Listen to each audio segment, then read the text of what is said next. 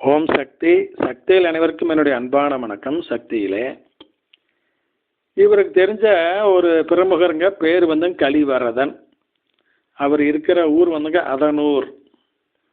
இவர் real estate தொழில் பண்ணியிருக்காருங்க. அந்த வகையில் இங்கே இவர் ஒருத்தர்கிட்ட ஒரு காட்டை வாங்குறதுக்காக 10 லட்ச ரூபா அட்வான்ஸ் கொடுத்துருக்காரு. ஆனால் என்னாச்சுங்கன்னா, இந்த கலிவரதனுடைய எதிரிகள் அவங்கெல்லாம் இவன் இந்த காட்டை வாங்கக்கூடாது அப்படின்னு அந்த விற்கிற ஆளுகிட்ட போய் பல விதமாக சொல்லி, நாங்கள் 5 லட்ச ரூபா உனக்கு சேர்த்து தர்றோம், எங்களுக்கு கரையம் பண்ணி கொடு, அப்படி இப்படின்னு பல வாரம் ஒரு மனசை கலைச்சி அந்த கரையத்தை கெடுத்து போட்டாங்க. சரி, அந்த 10 லட்ச ரூபா அட்வான்ஸ் வாங்கின திருப்பி கொடுத்துருக்கணுமில்லங்க. அவன் திருப்பி கொடுக்காம ஊரோட்டே ஓடி போயிட்டானுங்க. எங்கே போயிட்டா? சென்னைக்கு போயிட்டான். ஆள் எங்கே இருக்கானே தெரியல, அந்த மாதிரி இருக்கிறான்.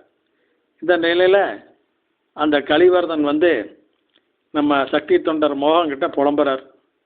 என்ன மோகன், இப்படி நான் கஷ்டப்படுறேன், நாங்கள் 3 தலைமுறையாக வள்ளலாருக்கு கோயில் கட்டி சேவை செஞ்சுட்டு இருக்கிற குடும்பம், எனக்கு இந்த மாதிரி கஷ்டம் வரலாமா? நான் யாருக்கும் இந்த கெடுதலும் பண்ணினது இல்லையே அப்படின்னு பலவாறு புலம்புறார். ஆனால் அதற்கு முன்னாலேயே வந்துங்க நம்ம கலிவரதனுக்கு நம்ம மோகன் என்ன யோசனை சொல்கிறாரு? மேல்மருவத்தூர் போங்க, போய் அம்மாவை பார்த்துட்டு வாங்க, எல்லாம் சரியா போகும்னு சொல்கிறாரு. அதே மாதிரி அவரும் போயிட்டு வர்றாருங்க.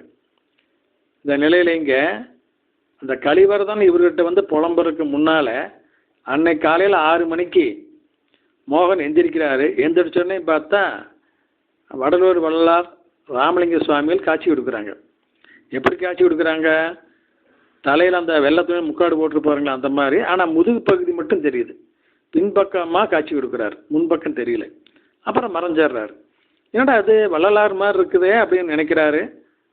அடுத்த 1 மணி நேரத்துலேயே கலிவரதன் வந்து இந்த கதையெல்லாம் சொல்கிறாரு. எப்படி பாருங்க அம்மா செய்கிறாங்கன்னு. இப்படி இவர் மருவத்தூர் போயிட்டு வந்த பின்னாலேங்க இவர் யோசனையும் சொல்லி கொடுக்குறாரு.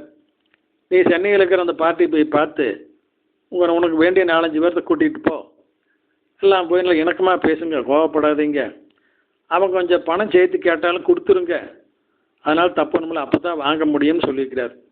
அதே மாதிரி இவங்களும் போய் பார்த்து பேச அவரும் தவற உணர்ந்து 1 லட்ச ரூபா மட்டும் சேர்த்து கொடுங்க, பேசிய தொகைக்கு மேலேன்னு சொல்லி 1 லட்ச ரூபா சேர்த்து வாங்கிக்கிட்டுங்க வந்து கரெக்ட் பண்ணி கொடுத்துட்டாருங்க. எல்லாம் சுகமுகமாக முடிஞ்சது. இப்படி பாருங்கள், நம் கருணை கடல் பங்காரு தெய்வம் செய்துனே. ஓம் சக்தி.